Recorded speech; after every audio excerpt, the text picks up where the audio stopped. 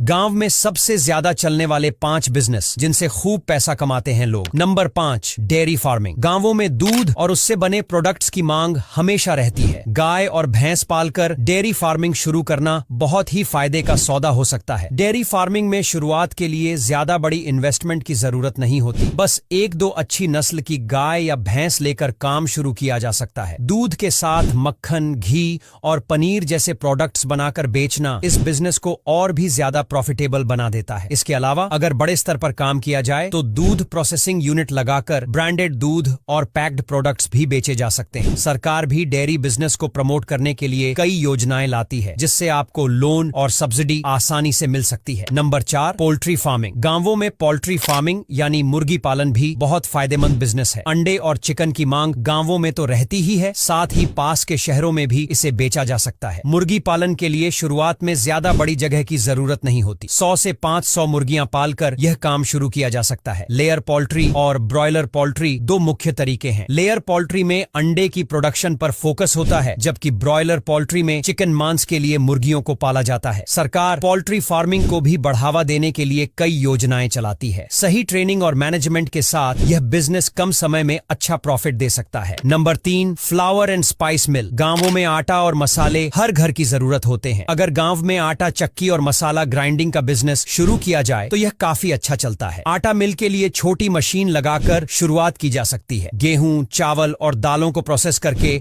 आटा और बेसन बनाकर बेचा जा सकता है। वहीं मसाले पीसने की मशीन लगाकर हल्दी, मिर्च और धनिया जैसे मसाले तैयार किए जा सकते हैं। इस बिजनेस का सबसे बड़ा फायदा यह है कि गांव के लोग ताजी चीजें ज्यादा पसंद करते हैं। साथ ही छोटे किसानों से कच्चा माल खरीदकर बिजनेस में खर्च भी कम किया जा सकता है। नंबर 2, फार्मिंग और ऑर्गेनिक एग्रीकल्चर। खेती बाड़ी गांवों में सबसे आम और मुख्य काम है, लेकिन अगर पारंपरिक खेती के साथ ऑर्गेनिक फार्मिंग शुरू की जाए तो यह बहुत ही प्रॉफिटेबल बिजनेस बन सकता है। ऑर्गेनिक फार्मिंग में केमिकल फर्टिलाइजर की जगह जैविक खाद का इस्तेमाल किया जाता है। गांव के बाजार में ताजा और ऑर्गेनिक सब्जियां, फल और अनाज की मांग बढ़ रही है। इसके अलावा पास के शहरों में ऑर्गेनिक प्रोडक्ट्स का प्रीमियम प्राइस भी मिलता है। खेती बाड़ी के साथ साथ मशरूम की खेती और मछली पालन भी फायदे का सौदा हो सकता है। सरकार से सब्सिडी लेकर ड्रिप इरिगेशन और सोलर पंप जैसे मॉडर्न तरीके अपनाने से उत्पादन और कमाई दोनों बढ़ सकते हैं। Number 1, general store. गांवों में हर किसी को रोजमर्रा की चीजें खरीदनी होती हैं। ऐसे में